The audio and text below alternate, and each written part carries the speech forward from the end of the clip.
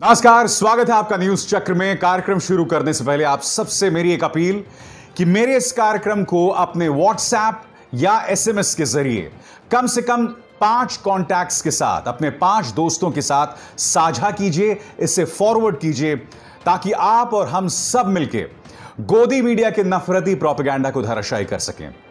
और आज मैं आपके सामने न्यूज चक्र पर चर्चा करने आया हूं देश की बदतर होती अर्थव्यवस्था, इकोनॉमी, क्योंकि इसका सीधा ताल्लुक आपके साथ है, नौकरियों के साथ है, हमारी रोजमर्रा जीवन के साथ है। और जो बड़ी खबर सामने उभर कर आई है वो कि देश की जीडीपी में 23% की गिरावट आई है और यह कहा जा सकता है कि इस वक्त हमारी जीडीपी जो है -23% है। अब ये जीडीपी क्या है, पहले मैं आपको बताता हूं। जीडीपी किसी भी देश की आर्थिक सेहत को मापने का सबसे जरूरी पैमाना है। जीडीपी किसी खास अवधि के दौरान वस्तु और सेवाओं के उत्पादन की कुल कीमत है। भारत में जीडीपी की गणना हर तीसरे महीने यानी तिमाही आधार पर होती है।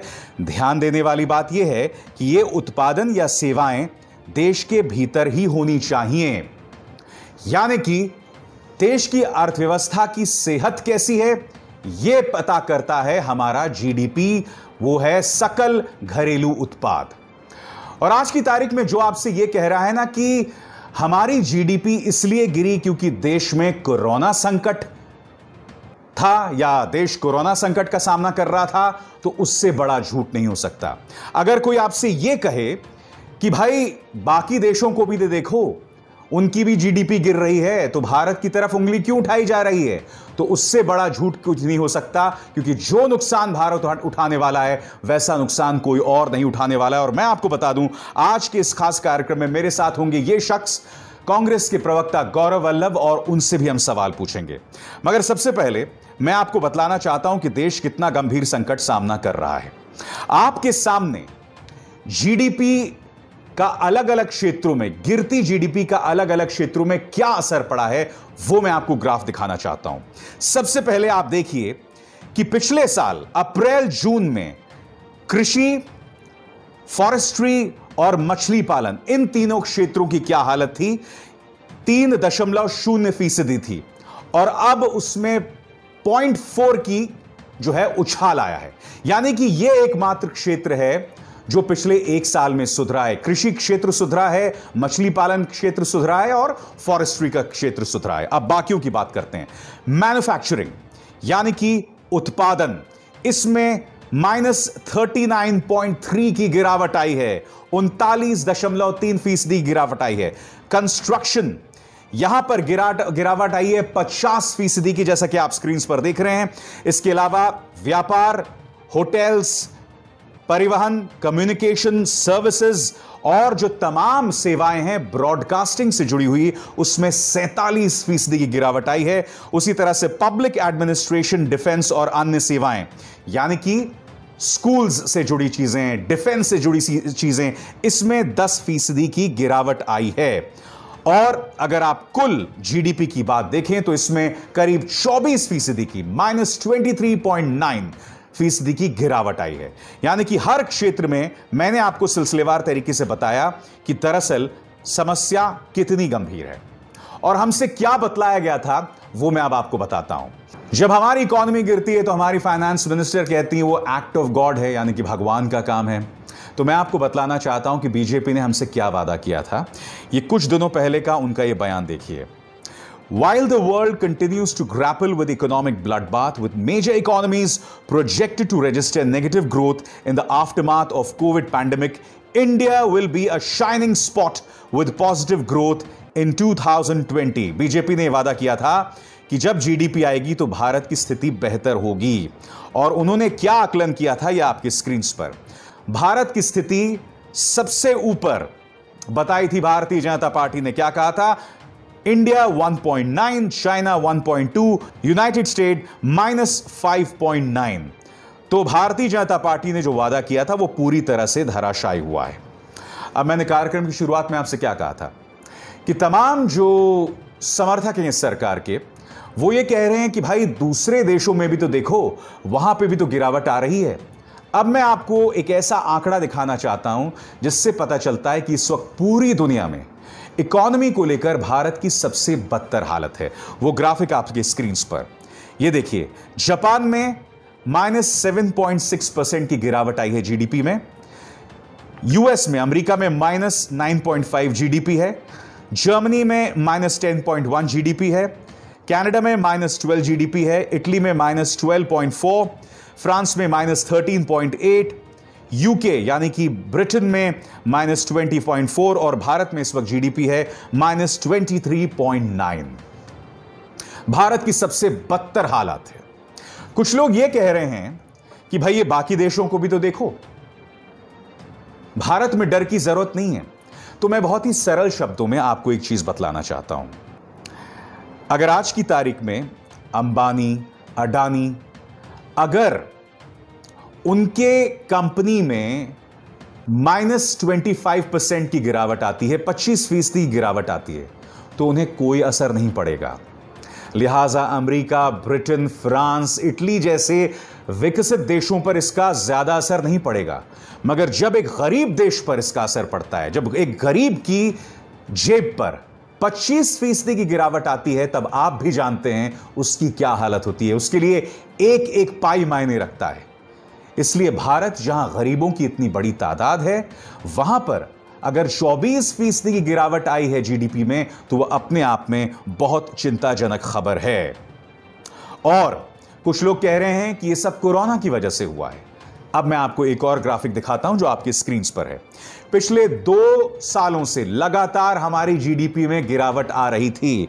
यह देखिए, 31 अगस्त 2018 8.2%, यह बाद में गिर के 7.1% होता है, फिर 6.6, उसके बाद 5.8%, फिर 5%, फिर हल्की सी उछाल आती है 5.1%, 28 फरवरी 2020 में 4.1% और फिर यह 3.1% हो जाता है। और अब 31 अगस्त 2020 को यह आंकड़ा -24%, यानी कि हमारी जीडीपी अब नीचे आ गई है।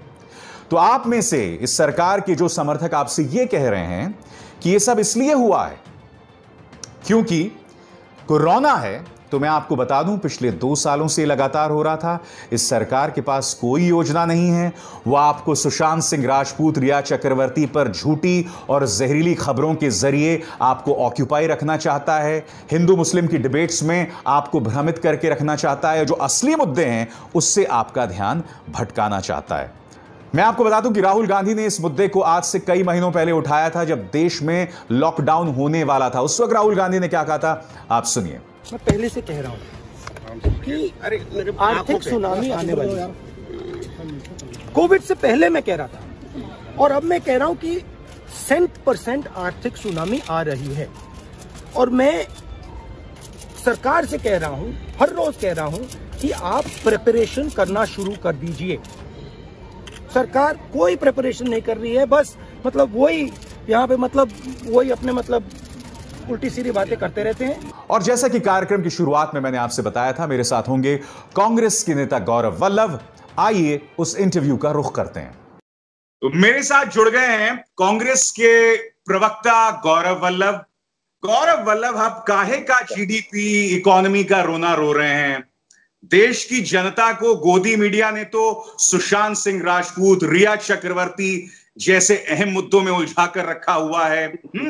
और अगर उस मुद्दे में भी उलझाया रखता तो बात समझ आती, मगर उसमें भी पूरा जहरीला प्रोपेगेंडा और कई चैनल्स में तो झूठा प्रोपेगेंडा भी चलाया जा रहा है। देश की जनता को कहां जीडीपी से लेना देना है, कहां उन्हें अर्थव्यवस्था से लेना है गौरव भाई? अविशाल जी, देश का युवा कह रहा है ये दिल मांगे मोर, और वो मोर पीकॉक नहीं, पीकॉक तो हमने देख लिए। और वो कह रहा है हमको इकोनॉमी और जॉब्स में मोर चाहिए, जीडीपी में मोर चाहिए। MORE मोर कह रहा हूं क्योंकि आजकल मोर एक दूसरा भी चल रहा है, कई लोग मोर के साथ घूम रहे हैं। तो मुझे लगता है युवाओं को, देश के लोगों को, सैलरीड क्लास लोगों को, देश के ऐसे व्यक्ति को जो सच्चा हिंदुस्तानी है, जिसको देश से प्यार है, उसको जीडीपी से जरूर सरोकार है। क्योंकि मोर और कुत्तों की बातों से देश नहीं चलता है, मोर और कुत्तों की बातों से नहीं, जीडीपी से देश चलता है। कोल्हापुरी हवाई चप्पल से देश नहीं चलता है कि कोल्हापुरी हवाई चप्पल होटलों में रख दो, ये एक बहुत बड़ा व्यापार है। व्यापार होता है स्टील बनाने से, सीमेंट बनाने से, रोडें बनाने से, इंफ्रास्ट्रक्चर डेवलप करने से, सॉफ्टवेयर इंडस्ट्री को किस तरह उनकी मांगों को पूरा करने से। मोर के साथ मीटिंग करने की बजाय अगर सॉफ्टवेयर इंडस्ट्री के चैंपियंस के साथ मीटिंग की जाए तो जो सर्विस सेक्टर में डिप आया उसको रोका जा सकता है। कुत्तों की बात करने की बजाय अगर मैन्युफैक्चरिंग सेक्टर की समस्याओं पे बात की जाए तो उनके निदान हो सकते हैं। मैं अहम मुद्दे पर आना चाहूंगा, वो है हमारी इकोनॉमी, क्योंकि ये अपने आप में ऐतिहासिक है कि इकोनॉमी की इतनी बदतर हालत अब देश में दिखाई दे रही है। और जब मैं उस पूरे आंकड़े को देखता हूं तो एग्रीकल्चरल सेक्टर को छोड़ के, जिसमें 0.4% की बढ़ोतरी आई है, बाकी तमाम सेक्टर्स में, कंस्ट्रक्शन हो, पब्लिक एडमिनिस्ट्रेशन हो, मैन्युफैक्चर हो, सब में जबरदस्त गिरावट आई है। मगर मुझे चिंताजनक क्या लग रहा है, मैं आपको बताता हूं। भारत की रीढ़ उसका असंगठित क्षेत्र रहा है, अनऑर्गेनाइज सेक्टर, और वो हमारी रीढ़ की तरह काम करता रहा, वो शॉकर की तरह काम करता रहा। और ये कहने में गलत नहीं होगा कि 2008 में जब इकोनॉमिक मेल्टडाउन पूरे दुनिया में आया था तो भारत उस झटके को इसलिए झेल पाया था क्योंकि हमारा अनऑर्गेनाइज सेक्टर, असंगठित क्षेत्र जो है, उसकी रीढ़ मजबूत थी। क्या आपको लग रहा है कि पिछले कुछ दिनों से अनऑर्गेनाइज सेक्टर भी कमजोर हुआ है और उससे वापस पटरी पे लाने के लिए क्या करना होगा? संक्षिप्त में अगर आप मुझे बता सकें। अभिषेक जी, आपके सवाल का उत्तर मैं एज ए इकोनॉमिस्ट दे रहा हूं और हर बात का तर्क दूंगा। अगर उसमें एक भी बात इकोनॉमिकली रॉन्ग है तो आपके दर्शक मुझे जरूर टोके और आपको भी लिख के दे। कल जो जीडीपी का आंकड़ा आया Q1 of financial year 21, Abhishek ji आपको जान के आश्चर्य होगा, देश में कोई इस बात को नहीं कर रहा है कि इस आंकड़े में अनऑर्गेनाइज सेक्टर और एमएसएमई का कंट्रीब्यूशन नहीं लिया गया है। अर्थात हालात है, आप कह रहे हैं। मैं आपको बता रहा हूं, एमएसएमई और अनऑर्गेनाइज सेक्टर जो कि लॉकडाउन से सबसे ज्यादा प्रभावित हुआ है, उसका इंपैक्ट इस आंकड़े में नहीं है। एमएसएमई जिसका जीडीपी में कंट्रीब्यूशन 30 से 35% के मध्य रहता है, उसका इंपैक्ट इसमें नहीं है। ये इंपैक्ट कब आएगा अभिषेक जी कि Q2 के जब रिजल्ट आएंगे तो Q1 के रिजल्ट्स को रिवाइज किया जाता है। ये परंपरा यानी कि पिक्चर अभी बाकी है मेरे दोस्त, अभी बाकी। और मेरा ऐसा मानना है और देश के सारे बड़े अर्थशास्त्रियों का ऐसा मानना है कि अगर Q2 के जब रिजल्ट आएंगे तो एक Q1 का रिजल्ट -30 से -35 के बीच प्रतिशत के बीच रहेगा। अर्थात -23.9 पे हम नहीं रुके हैं, ये -30 से -35% के बीच है, क्योंकि इसमें इनफॉर्मल इकोनॉमी और एमएसएमई को अभी तक नहीं जोड़ा गया।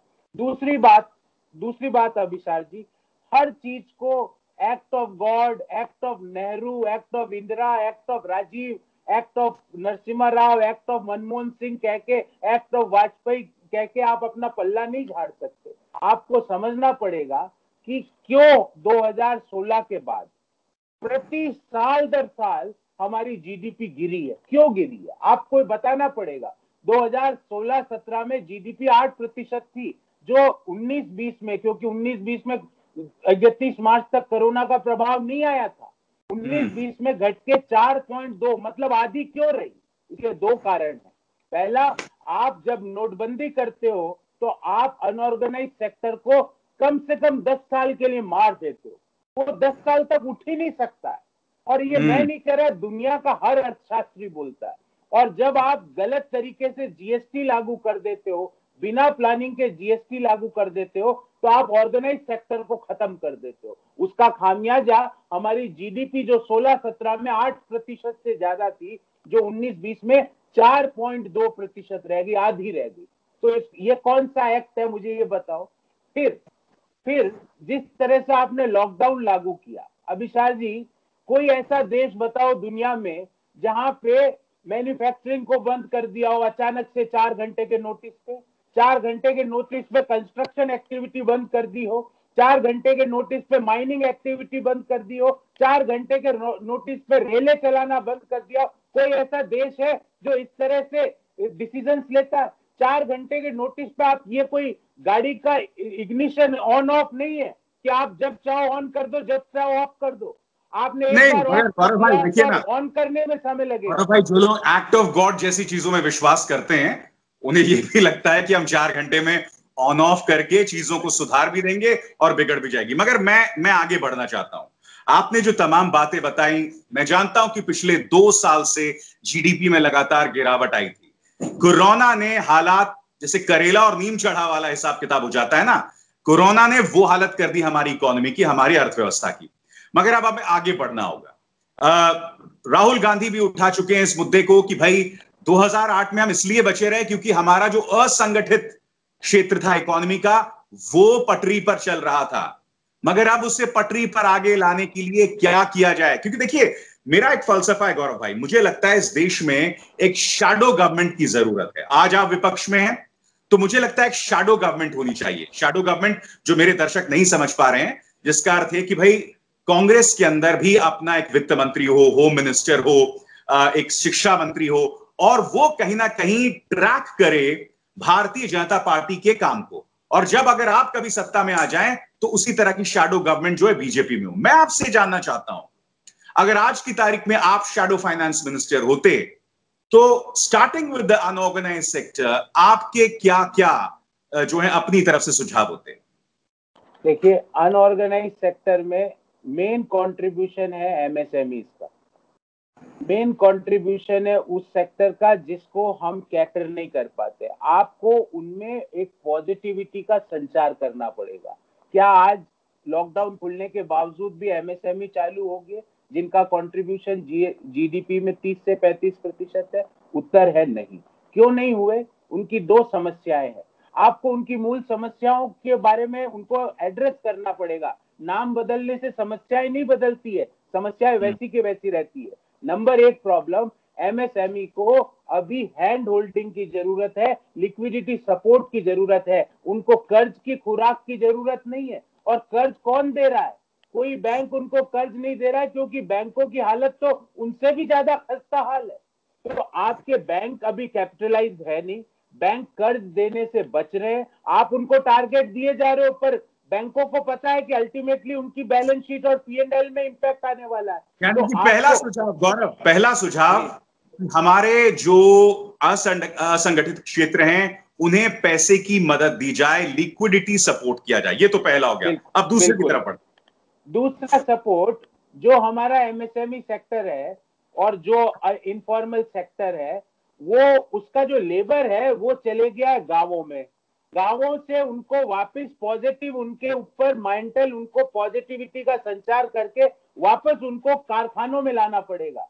क्योंकि उनको अब सरकार पे भरोसा नहीं रहा, क्योंकि वो कहते हैं कि यार कभी आपका मन होगा वापस 2 घंटे का नोटिस देके हमको आप बोल दोगे लॉकडाउन हो गया, तो हमको पैदल 1000 किलोमीटर जाना पड़ेगा, अपने बच्चों के साथ पूरा सामान कंधों पे लाद के 1400 किलोमीटर चलना पड़ेगा, साइकिल पे जाना पड़ेगा। वो कह रहे हम तो अब यही ठीक है, हमें नहीं जाना। मगर गौरव जो आप ये बता रहे हैं, ये डर आपको नहीं लग रहा बेमानी है? और वो इसलिए बेमानी है क्योंकि आप जानते हैं कि इस वक्त कोरोना केसेस को लेकर भारत जो है वो सबसे ऊपर दिख रहा है।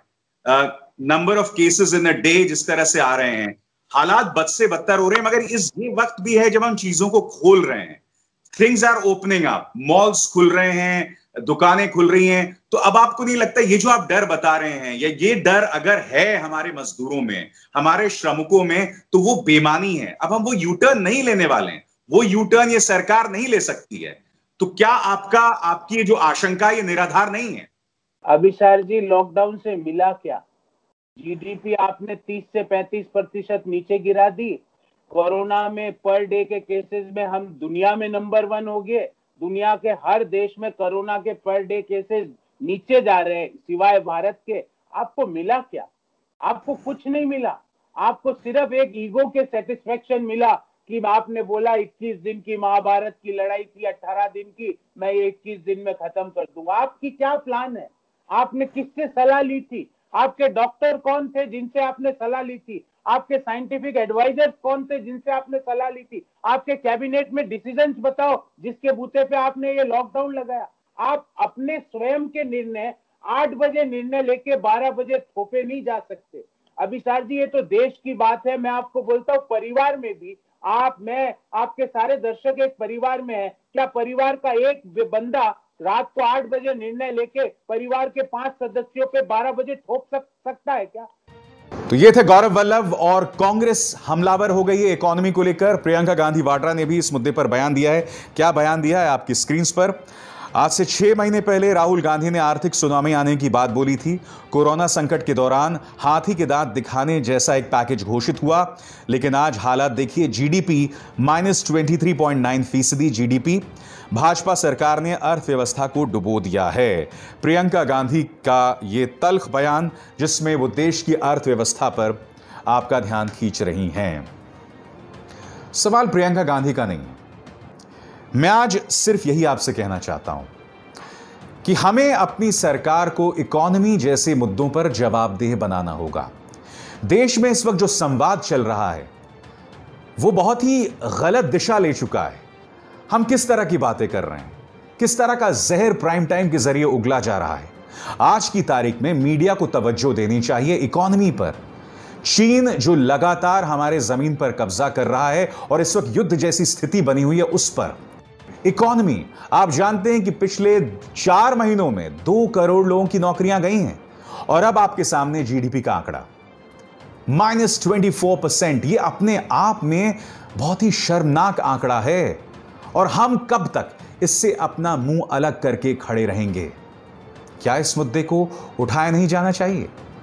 जवाब आपके पास है। नमस्कार।